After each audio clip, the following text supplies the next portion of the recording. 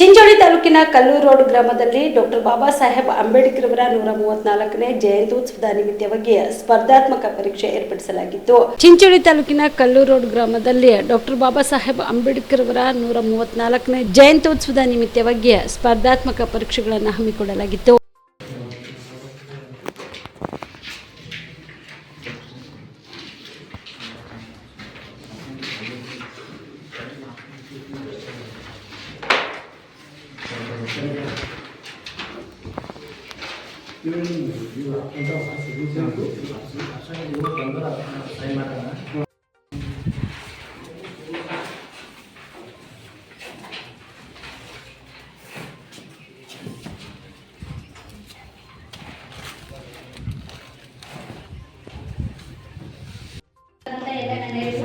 ಎಲ್ಲ ಸ್ಪರ್ಧಾರ್ಥಿಗಳಿಗೂ good afternoon ಹೇಳಕ್ಕೆ ಇಷ್ಟಪಡ್ತೀನಿ.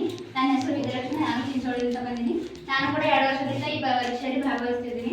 ಮೊದಲನೇದಾಗಿ ಈ ಪರೀಕ್ಷೆಯಿಂದ ಏನು ಉಪಯೋಗಪ್ಪ ಅಂದರೆ, ಅಂಬೇಡ್ಕರ್ ಅವರು ಮಾತಾಡ್ತಾರೆ ಯಾವಾಗಲೂ ಮೊದಲ ಕಾನೂನು ಸಮಾನತೆ ಅಂತ ಇರ್ತದೆ. ಇಲ್ಲಿ ನಾವು ಯಾವುದೇ ಜಾತಿ ಭೇದ ಭಾವ ಅನ್ನೋದಿಲ್ಲದೆ ಎಲ್ಲರೂ ಕೂಡ ಸೇರಿ ಒಂದೇ ಪರೀಕ್ಷೆಗಾಗಿ ಎಲ್ಲರೂ ಒಂದೇ ಕಡೆ ಸೇರಿ ಪರೀಕ್ಷೆ ಬರ್ತಿದ್ದೀವಿ. ಇಲ್ಲೇ ನಾವು ಸಮಾನತೆಯನ್ನು ಸಾರ್ತಾ ಇದ್ದೀವಿ. ಇದು ಮೊದಲನೇ ಅಂಶ.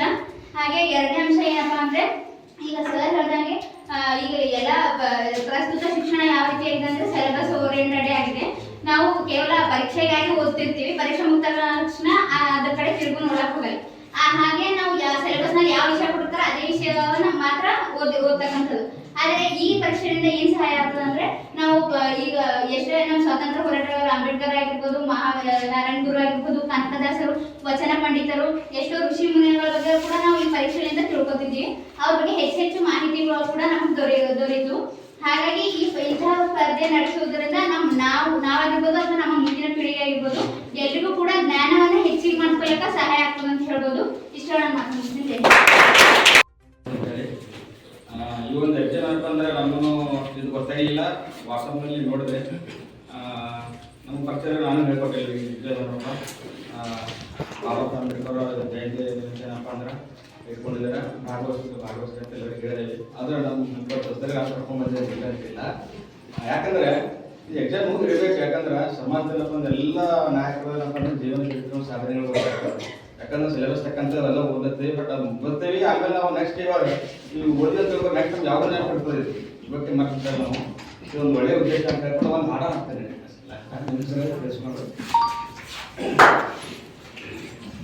ನಾವೆಲ್ಲ ಭಾರತೀಯರೆಂಬ ಭಾವ ಮೂಡಲಿ, ನಾವೆಲ್ಲ ಭಾರತೀಯರೆಂಬ ಭಾವ ಮೂಡಲಿ, ನಮ್ಮಲ್ಲಿ ಭೇದ ಭಾವ ಪ್ರಭು ದೂರವಾಗಲಿ, ನಮ್ಮಲ್ಲಿ ಭೇದ ಭಾವ ಪ್ರಭು ದೂರವಾಗಲಿ.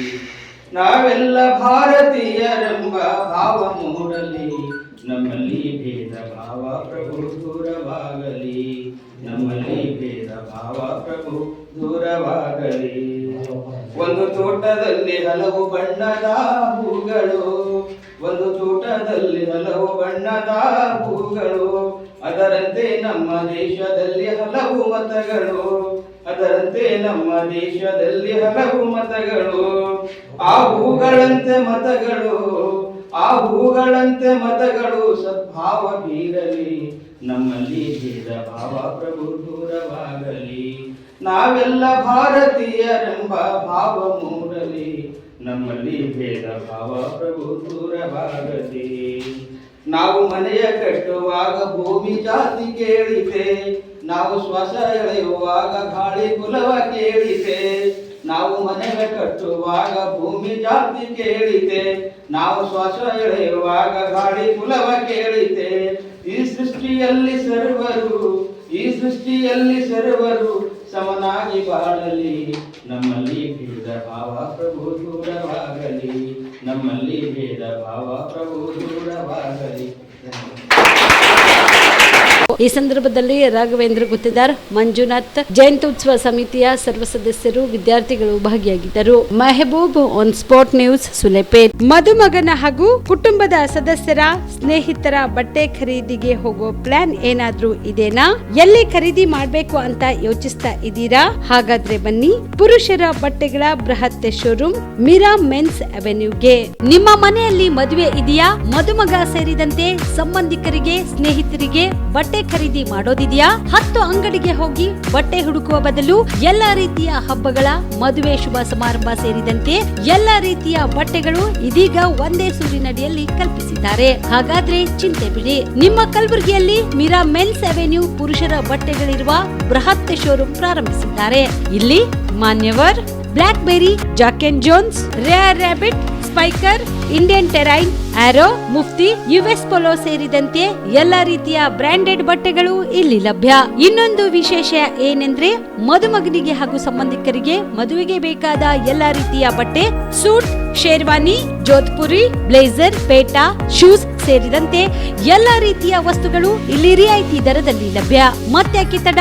ಹಿಂದೆ ಭೇಟಿ ನೀಡಿ. ಕಲ್ಯಾಣ ಕರ್ನಾಟಕದ ಬೃಹತ್ ಬಟ್ಟೆ showroom Meera men's avenue, Lahoti petrol bunk ಮುಂಭಾಗ, ತಿಮ್ಮಾಪುರಿಗೆ ಹೋಗುವ ರಸ್ತೆ, ಕಲಬುರಗಿ. ಹೆಚ್ಚಿನ ಮಾಹಿತಿಗಾಗಿ ಸಂಪರ್ಕಿಸಿ 9916745499.